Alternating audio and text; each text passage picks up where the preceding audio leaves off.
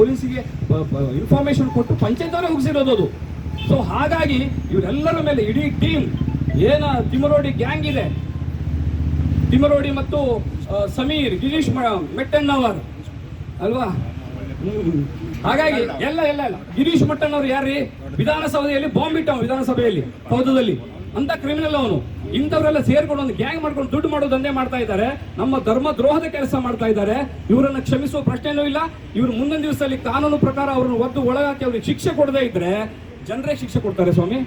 ಯಾಕಂದ್ರೆ ಜನರು ತಿರುಗಿ ಬಿದ್ರೆ ನಿಮ್ಮ ಹತ್ರ ಯಾರ ಹತ್ರ ಕಂಟ್ರೋಲ್ ಮಾಡ್ಲಿಕ್ಕೆ ಆಗೋದಿಲ್ಲ. ಇವತ್ತುವರೆಗೂ ಶಾಂತವಾಗಿದ್ದಾರೆ ಅಂತಂದ್ರೆ ನೀವು ಅವ್ರನ್ನ ಅಪ್ರಿಷಿಯೇಟ್ ಮಾಡಬೇಕು ನಮ್ಮ ಹಿಂದೂಗಳನ್ನ. ಹಾಗಾಗಿ ಇದು ಕೇವಲ ಧರ್ಮದ ಪ್ರಶ್ನೆ ಒಂದೇ ಅಲ್ಲ, ನಮ್ಮ ಸಮಾಜ ಸ್ವಾಸ್ಥ್ಯದ ಪ್ರಶ್ನೆ ಕೂಡ ಆಗಿದೆ. ಹಾಗಾಗಿ ಮುಂದಿನ ದಿವಸಗಳಲ್ಲಿ ಎಲ್ಲ ಅವರ ಕ್ರಿಮಿನಲ್ ಆಕ್ಟಿವಿಟೀಸ್, ಅವರು ಯೂಟ್ಯೂಬ್ ಎಲ್ಲ ನೋಡಿದ್ರೆ ಗೊತ್ತಾಗುತ್ತೆ ನಿಮಗೆ, ಅವರೆಲ್ಲ ಕ್ರಿಮಿನಲ್ ಆಕ್ಟಿವಿಟೀಸು ನಮ್ಮ ಧರ್ಮ ದ್ರೋಹದ ಕೆಲಸದ ವಿರುದ್ಧ, ನಮ್ಮ ಕ್ಷೇತ್ರದ ವಿರುದ್ಧ ಮಾಡ್ತಿರುವಂತಹ ಯಾಪಾದನೆಗಳು ಎಲ್ಲ ಮತ್ತು ಅವರು ಅಕ್ರಮವಾಗಿ ಗಳಿಸಿದಂತಹ ಹಣ, ಇದೆಲ್ಲದರ ವಿರುದ್ಧ ನೀವು ತನಿಖೆ ಮಾಡಬೇಕು. ತಕ್ಷಣ ಅವರಿಗೆ ಗಲ್ಲಿ ಶಿಕ್ಷೆಯನ್ನೇ ಕೊಡಬೇಕು. ನಾವು ಆಗ್ರಹ ಮಾಡೋದು ಇಂಥವ್ರು ಮುಂದೆ ಇರಬಾರ್ದು ಮತ್ತು ಮುಂದೆ ಹುಟ್ಕೊಳ್ಳಬಾರದು. ಏನಾದ್ರೂ ಸುತ್ತಮುತ್ತ ಇರುವಂತದ್ದಲ್ಲ, ಇಡೀ ರಾಜ್ಯದಲ್ಲಿ ಯಾವ್ದಾದ್ರು ದೇವಸ್ಥಾನ ಕಟ್ಟಬೇಕು, ದೇವಸ್ಥಾನ ಜೀರ್ಣೋದ್ಧಾರ ಮಾಡಬೇಕು ಅಂತ ಆದ್ರೆ ಅವ್ರ ಹತ್ರ ಹೋಗ್ತಿದ್ರು, ಅವ್ರು 50,000 ಹೇಳ್ಬೇಕಲ್ವಾ. ಜೊತೆಗೆ ತಿಮಿರೋಡಿ ಮಹೇಶ್ ಶೆಟ್ಟಿ ಈ ಒಂದು ಸೌಜನ್ಯದ ಹೋರಾಟ ಮಾಡುವ ಪೂರ್ವದಲ್ಲಿ ಅವನ ಆಸ್ತಿ ಎಷ್ಟಿತ್ತು, ಅವ್ರ ಬ್ಯಾಂಕ್ ಬ್ಯಾಲೆನ್ಸ್ ಎಷ್ಟಿತ್ತು ತನಿಖೆ ಮಾಡ್ರಿ. ಈಗ ಕೋಟ್ಯಾಂತರ ರೂಪಾಯಿ ಬೆಲೆ ಬಾಳ್ತಾನ ಅವನು. ಸಮೀರನ್ನು ಚೆಕ್ ಮಾಡ್ರಿ. ಈಗ ಮೊನ್ನೆ ಬೆಳಗಾಯ್ತದ ಅವನ ಮನೆಯ ಬಾಗಿಲಿನಲ್ಲಿ, ಅವನ ಕಾಲುಬುಡದಲ್ಲಿ ಕುಂಬಳಕಾಯಿ ಕೊಳತು ಬೀಳ್ತಾ ಇದೆ, ಬೇರೆಯವ್ರ ಮನೆ ಬಾಗಿಲಿನ ಸಾಸಿವೆ ಕಾಯಿ ಕ್ಲಿಕ್ ಹೋಗ್ತಾನೆ ಇವನು. ಇದೆಲ್ಲವನ್ನ ಸರ್ಕಾರ ಗಮನಿಸಬೇಕಾಗಿತ್ತು. ಗಮನಿಸಿ ಅವರ ಮೇಲೆ ಸಮಾಜ ದ್ರೋಹಿ ಚಟುವಟಿಕೆಗಳು, ಸಮಾಜದ ಸ್ವಾಸ್ಥ್ಯವನ್ನು ಹಾಳು ಮಾಡಿ ಹೋದ್ರೂ ಆಶ್ಚರ್ಯ ಇಲ್ಲ, ಕೋಮು ಗಲಭೆಗೆ ಹೋದ್ರೂ ಆಶ್ಚರ್ಯ ಇಲ್ಲ. ಯಾಕಂದ್ರೆ ನಮ್ಮ ಧರ್ಮದ ಮೇಲೆ ಅಟ್ಯಾಕ್ ಮಾಡ್ತಾ ಇದ್ದಾರೆ. ಇದು ಕೇವಲ ಧರ್ಮಸ್ಥಳದ ಮೇಲೆ ಮಾತ್ರ ನಡೆದ ಅಟ್ಯಾಕ್ ಅಲ್ಲ, ಇದು ಕಂಚಿ ಸ್ವಾಮಿಗಳ ಮೇಲೆ ಆಕ್ರಮಣ ಮಾಡಿದ್ರು, ಆಪಾದನೆ ಮಾಡಿದ್ರು. ರಾಘವೇಶ್ವರ ಭಾರತಿ ಸ್ವಾಮಿಗಳು ಅಶೋಕ್ ಅವರ ಮೇಲೆ ಆಪಾದನೆ ಮಾಡಿದ್ರು. ಅಯ್ಯಪ್ಪ ಸ್ವಾಮಿ ಸನ್ನಿಧಿಯಲ್ಲಿ ಹೆಣ್ಣು ಮಕ್ಕಳಿಗೆ ಯಾಕೆ ಅವಕಾಶ ಕೊಡೋದಂತ ಮುಸ್ಲಿಂ ಇಲಾಖೆ ಅವರನ್ನ ತನಿಖೆಗೆ ಒಳಪಡಿಸಬೇಕು, ಮತ್ತೆ ಗಲ್ಲಿ ಶಿಕ್ಷೆಯನ್ನು ಕೊಡಬೇಕು ಅವರಿಗೆ. ಯಾಕಂದ್ರೆ ಇನ್ನಂತವರು ಮುಂದೆ ಇಂಥ ತಪ್ಪು ಮಾಡಬಾರದು. ಯಾಕಂದ್ರೆ ಇಂಥವ್ರನ್ನ ಬೆಳಿಲಿಕ್ಕೆ ಬಿಟ್ರೆ ಇಂಥವ್ರು ಸಾವಿರಾರು ಜನ ಮುಂದೆ ಬೆಳೀತಾರೆ. ಇದುವರೆಗೂ ಇಷ್ಟು ದಿವಸ ನಡೆದ್ರು ಕೂಡ ನಾವು ಹಿಂದೂಗಳೆಲ್ಲ ಬಾಯಿ ಕಟ್ಕೊಂಡು ಸುಮ್ಮನೆ ಕೂತಿದ್ವಿ. ಹೆಚ್ಚಿನ ಕೆಟ್ಟ ಶಬ್ದ ಬಳಸ್ಲಿಕ್ಕೆ ಬರೋದಿಲ್ವಾ? ಬರುತ್ತೆ ಸ್ವಾಮಿ, ಆದ್ರೆ ನಮ್ಮ ಸಂಸ್ಕಾರ ಮೀರಿ ನಾವು ಮಾತಾಡೋದಿಲ್ಲ. ಅವರು ಸಂಸ್ಕಾರ ಮೀರಿ ಮಾತಾಡ್ತಾ ಇದ್ದಾರೆ. ಆ ಸಂಸ್ಕಾರ ಮೀರಿ ಬಳಸುವ ಅಸಹ್ಯ ಪದಗಳು ನಮ್ಮನ್ನ ರೊಚ್ಚಿಗೆಬ್ಬಿಸ್ತಾ ಇದೆ. ಇದನ್ನು ನೋಡಿ ಕಾನೂನು ಇಲಾಖೆ ಯಾಕೆ ಸುಮ್ಮನೆ ಕೂತ್ಕೊಂಡು ಕಡೆಗಳಲ್ಲಿ ಅವನು ತೋರಿಸಿದ, ಆದ್ರೆ ಸಿಕ್ಕಿದೆಷ್ಟು ಕಡೆಗೆ? 1-2 ಕಡೆಗೆ ಅದು ಹೇಳ್ತೀರಿ ಸಿಕ್ಕಿದೆ ಅಂತ ಹೇಳಿ. ಆದ್ರೆ ಮೊದಲು 5 ಕಡೆ ಸಿಗದೆ ಇದ್ದಾಗಲೇ ಲೆಕ್ಕ ಹಾಕಬೇಕಾಗಿತ್ತು, ಸುಳ್ಳು ಹೇಳ್ತಾ ಇದ್ದಾನೆ ಅಂತೇಳಿ ಅವಾಗ ಒತ್ತೊಳಗೆ ಹಾಕ್ತಾರೆ. ಈ ಹೋರಾಟ ಮಾಡದೇ ಇದ್ರೆ ಇನ್ನು ಮುಂದಿನ ದಿನಗಳಲ್ಲಿ ಇದಕ್ಕೂ ದೊಡ್ಡ ಪ್ರಮಾಣದ ಹೋರಾಟ ನಾವು ಮಾಡಬೇಕಾಗ್ತದೆ. ಯಾಕೆಂತಂದ್ರೆ ನಮ್ಮ ಧರ್ಮದ ರಕ್ಷಣೆ ನಮ್ಮ ಕೆಲಸ. ಇವತ್ತಿಗೂ ಹಿಂದೂಗಳು ಕೇವಲ ಯಾಕೆ ಸುಮ್ಮನಿದ್ದಾರೆ ಅಂತಂದ್ರೆ ಎಲ್ಲೋ ಒಂದು ಕಾನೂನಿನ ಮೇಲೆ, ಪೊಲೀಸರ ಮೇಲೆ ಆರೋಗ್ಯಕ್ಕಿಂತ ಹೆಚ್ಚಿನ ಕಷ್ಟವನ್ನು ಅನುಭವಿಸ್ತಾನೆ. ಆದ್ರೆ ಇವ ಯಾಕೆ ಆರಾಮ್ಸಿ ಓಡಾಡ್ತಾ ಇರ್ತಾರೆ ಹೇಳುವಂತ ನಮ್ಮ ಪೊಲೀಸ್ ಇಲಾಖೆ ಮತ್ತು ಸರ್ಕಾರ ಪ್ರಾಮಾಣಿಕವಾಗಿ ನಮಗೆ ಅದ್ರ ಬಗ್ಗೆ ಮಾಹಿತಿ ಕೊಡಬೇಕು. ಎರಡನೇದು, ಹೈಲೈಟ್ ಮಾಡ್ತಾ ಇರುವಂತ ಸರ್ಕಾರ ಇರ್ಬೋದು ಅಥವಾ SIT ಇರ್ಬೋದು, ಅವನು ಮುಸ್ತಾಕೊಂಡು ಬರ್ತಾರೆ, 4 ವರ್ಷದ ಜೊತೆ ಕಳಿಸ್ತಾರೆ. ನಾಳೆ ನಾವು ಯಾರೋ ಒಂದು ಆರೋಪಿ ಅಂತ ಸ್ಥಾನದಲ್ಲಿ ಇದ್ದವನನ್ನ ನೀವು ಅದೇ ರೀತಿ ಒಕ್ಕರ ಜೊತೆ ಬಿಟ್ಕೊಡ್ತೀರೋ ಅಥವಾ ಅವನನ್ನು ಕಸ್ಟಡಿ ತಗೊಂಡು ನಾಯಕ ಎಲ್ಲಿದ್ದಾನೆ, ಮಠಣವರು ಎಲ್ಲಿದ್ದಾರೆ, ಅವ್ರದ್ದೆಲ್ಲ ಹಡವೆ ದುಡ್ಡೆಲ್ಲ ಅವ್ರು ಖರ್ಚು ಮಾಡ್ಕೊಂಡು ಅವರೇ ಹೆಣ ಹೋಗ್ದಿದ್ರೆ ದಯವಿಟ್ಟು ಇನ್ನೊಮ್ಮೆ ಅವನ ಬೆತ್ತ ಹಾಕಿ 13 ಕಡೆ ಬೇರೆ ಕಡೆ ಕೊಡ್ತಾರೆ. ಅವ್ರು ಹೋಗಿ ಚೆನ್ನಾಗಿದೆ. ನೀನು ಇಂಪಾರ್ಟೆಂಟ್ ವಿಷಯ ಹೇಳಬೇಕು ಅಂದ್ರೆ, ಯೂಟ್ಯೂಬ್ಗಳಲ್ಲಿ, ಸಾಮಾಜಿಕ ಜಾಲತಾಣಗಳಲ್ಲಿ ಈ ರೀತಿ ಸುಳ್ಳನ್ನು ಬಿಂಬಿಸಿದ್ರೆ ಯಾಕೆ ಸುಮ್ಮನಿರ್ತೀರಿ ಸ್ವಾಮಿ? ಹಾಗಾಗಿ ಇವತ್ತು ನಮ್ಮ ಏನು ಪರಮ ಪೂಜ್ಯ ವೀರೇಂದ್ರ ಹೆಗ್ಗಡೆಯವರ ಮೇಲೆ, ಧರ್ಮಸ್ಥಳದ ಕ್ಷೇತ್ರದ ಮೇಲೆ ಮಾಡ್ತಿರುವಂತಹ ಈ ಆಪಾದನೆ ಕೇವಲ ಅವರಿಬ್ಬರ ಮೇಲೆ ಅಲ್ಲ, ಇದು ಇಡೀ ನಮ್ಮ ಕರ್ನಾಟಕದ, ಇಡೀ ದೇಶದ ಹಿಂದೂ ಸನಾತನ ಸಮಾಜದ ಮೇಲೆ ಆಗ್ತಾ ಇದೆ ಈ ಆಪಾದನೆ. ನಾವು ಸಹಿಸಿಕೊಳ್ಳಿಕ್ಕೆ ಸಾಧ್ಯ ಇಲ್ಲ ಇದನ್ನ. ಮುಂದಿನ ದಿನಗಳಲ್ಲಿ ಅವರನ್ನು ಈಗಲೇ ಒದ್ದು ಒಳಗೆ ಹಾಕಿ ತನಿಖೆ ಒಳಪಡಿಸಿ, ನಿಮ್ಗೆ ಗೊತ್ತಿದೆ ಪೊಲೀಸರ ಭಾಷೆಯಲ್ಲಿ ಒದ್ದು ಒಳಗೆ ಹಾಕಿದ್ರೆ ಎಂತ ಸತ್ಯನಾರು ಹೊರಗೆ ಬರ್ತದೆ. ಹೊರಗಾಕ್ಸಿ ಅವರ ಬಾಯಿಂದ ಸತ್ಯನ. ತಿಮರೋಡಿ ಮಹೇಶ್ ಶೆಟ್ಟಿಗೆ 61 ಲಕ್ಷ, 41 ಲಕ್ಷ, ಹೀಗೆ ಕೋಟ್ಯಾಂತರ ರೂಪಾಯಿ ಅವನ ಅಕೌಂಟಿಗೆ ಜಮಾ ಆಗಿದೆ. ಎಲ್ಲಿಂದ ಬಂತು ನೋಡ್ರಿ, ಯಾಕೆ ಬಂತು ನೋಡ್ರಿ ಅದು.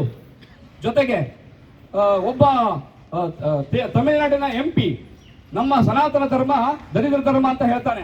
ಅವನು ಬಂದು ಇಲ್ಲಿ ಧರ್ಮಸ್ಥಳದಲ್ಲಿ ಈಗಾಗಲೇ ಒಂದು 4 ತಿಂಗಳಿಂದ ಕೆಲವು ಕಡೆ ಅಲ್ಲಲ್ಲಿ ಕಾರ್ನರ್ ಬೈಠಕನ್ನ ಮಾಡಿ ನಮ್ಮ ಧರ್ಮದ ವಿರುದ್ಧ ದಂಗೆ ಹೇಳುವಂತಹ ಒಂದು ಮೀಟಿಂಗ್ ಮಾಡಿ ಹೋಗಿದ್ದಾರೆ ಹೇಳುವಂತಹ ಸೂಚನೆ ನಮಗೆ ಸಿಕ್ಕಿದೆ. ಅದ್ರ ವಿರುದ್ಧ ತನಿಖೆ ಆಗಲಿ. ಕಮ್ಯುನಿಸ್ಟ್ಗಳು ಅವರೆಲ್ಲ ಬಾಂಬ್ ಬಿಟ್ಟಿದ್ದು ಇದೇ ಗಿರೀಶ್ ಮಟ್ಟಣ್ಣವರ ವಿಧಾನಸೌಧಕ್ಕೆ ಬಾಂಬ್ ಬಿಟ್ಟಿದ್ದು. ಅವನು ಯಾರು ನಮ್ಗೆ ಹೇಳೋದಕ್ಕೆ? ನೈತಿಕತೆನೇ ಇಲ್ಲ. ನೈತಿಕತೆನೇ ಇಲ್ಲ. ಈ ಉಸಿರು ಬಾಂಬ್ ಇಟ್ಟು ಏನೇನೋ ಕತ್ಲ ಮಾಡ್ಕೊಂಡಿದ್ದ ಅವನ ಜೀವನನೇ ಯಾವ ರೀತಿ ಹೋಗಿದೆ ಅಂತ ನಾವೆಲ್ಲ ನೋಡಿದಂಥದ್ದು. ಅಂಥವ್ರೆಲ್ಲ ಇದ್ರ ಬಗ್ಗೆ ಮಾತಾಡ್ತಾರೆ ಅಂದ್ರೆ ಇದು ಯಾವ ನ್ಯಾಯ? ಹಾಗಾಗಿ ನಾವೆಲ್ಲರೂ ಸೇರಿ ಒಗ್ಗಟ್ಟಿಂದ ನಮ್ಮ ಶ್ರದ್ಧಾ ಕೇಂದ್ರನ ಕಾಪಾಡಬೇಕು. ಶ್ರದ್ಧಾ ಕೇಂದ್ರ ಕಾಪಾಡುವಂತ ಅನಿವಾರ್ಯತೆ ಇದೆ. ಮಂಜುನಾಥೇಶ್ವರ ಸ್ವಾಮಿ, ಅಣ್ಣಪ್ಪ ಸ್ವಾಮಿ ಏನು ನ್ಯಾಯ ಇದೆ ಅದಕ್ಕೆ ನ್ಯಾಯ ಕೊಟ್ಟೇ ಕೊಡ್ತಾರೆ. ಆ ವಿಶ್ವಾಸ ಪೂಜ್ಯರು ಇಟ್ಕೊಂಡಿದ್ದಾರೆ, ನಾವೆಲ್ಲರೂ ಇಟ್ಕೊಂಡಿದೀವಿ.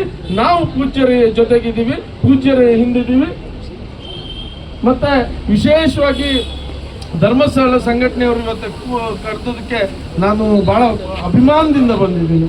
ಯಾಕಂದ್ರೆ ಇಡೀ ಧರ್ಮಸ್ಥಳ ಸಂಘಟನೆ ಯಾವಾಗಲೂ ನ್ಯಾಯದ ಪರವಾಗಿದ್ದಂಥದ್ದು.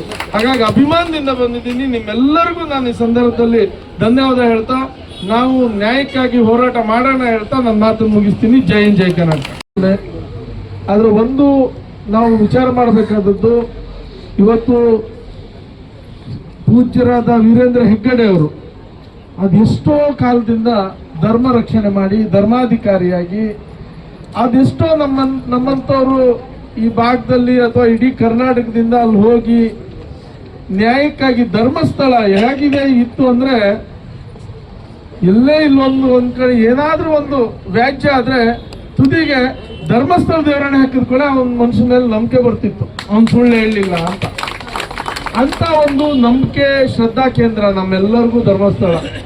ಬಹುಶಃ ಧರ್ಮಸ್ಥಳ ಮಂಜುನಾಥೇಶ್ವರ ನಮ್ ಯಾರ್ದು ಕುಲದೇವರಲ್ಲ, ಆದ್ರೆ ನಮ್ಮಲ್ಲಿ ಪರಿಪಾಠ ಇಲ್ಲಿ ಸೋಮವಾರ ನಾವು ಮಾಡ್ತೀವಿ.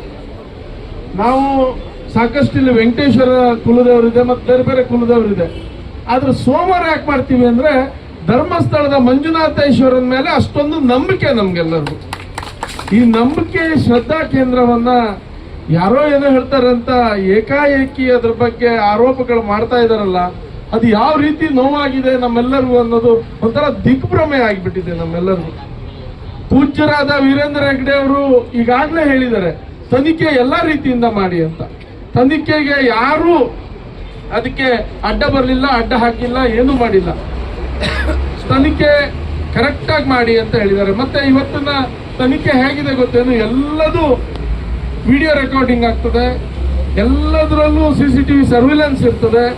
FSL ಫಾರೆನ್ಸಿಕ್ ಸೈನ್ಸ್ ಲ್ಯಾಬೊರೇಟರಿ ಇಷ್ಟು ಒಳ್ಳೆ ತನಿಖೆ ಮಾಡ್ತದೆ ಅಂದ್ರೆ, ಏನೋ ಒಂದು ವಸ್ತು ಸಿಕ್ಕರು ಅದು ಎಷ್ಟು ವರ್ಷ ಹಳೆಯದು ಏನು ಎಲ್ಲದು, ಅದರಲ್ಲೂ ಬೋನ್ ಎಲ್ಲ ಸಿಕ್ಬಿಟ್ರೆ ಅದ್ರ ಏಜ್ ಎಷ್ಟು, ಮೇಲೋ ಫಿಮೇಲೋ, ಯಾವ DNA ಎಲ್ಲದೂ ಹೊರಗೆ ಹಾಕುವಂತ ಒಂದು ನಮ್ಮಲ್ಲಿ FSL ರಿಪೋರ್ಟ್ ಅಷ್ಟೊಂದು ಚೆನ್ನಾಗಿ ಬರ್ತದೆ. ಅಂತ ಒಂದು ತನಿಖೆ ನಡೆಸೋದಕ್ಕೂ ಪೂಜ್ಯರಾದ ವೀರೇಂದ್ರ ಹೆಗ್ಗಡೆ ಅವರು ಅಡ್ಡ ಬರಲಿಲ್ಲ.